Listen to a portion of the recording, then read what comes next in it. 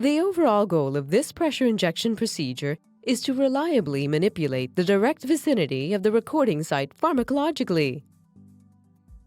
This method can help answer key questions in the field of cognitive neuroscience, such as showing the specific contribution of neurotransmitters to the top-down modulation of feed-forward cortical information processing. The main advantage of this technique is that we are able to reliably manipulate the direct surrounding of the recording electrode for a defined time period with a wide selection of agonists and antagonists.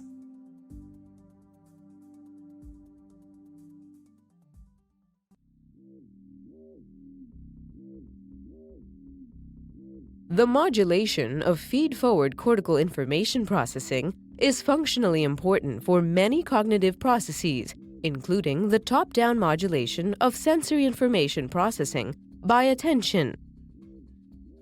The rhesus monkey is a well-suited animal model to investigate the involvement of neurotransmitter systems in such modulations.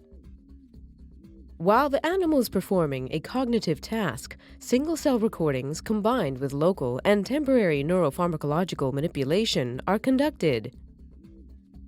The system described here can provide stable measurement of single neuron activity with and without pharmacological injections in the direct vicinity of the recording site in an awake, behaving monkey.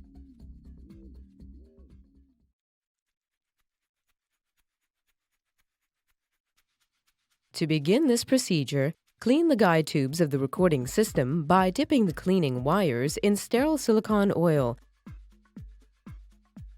and feeding them through the individual guide tubes several times. Subsequently,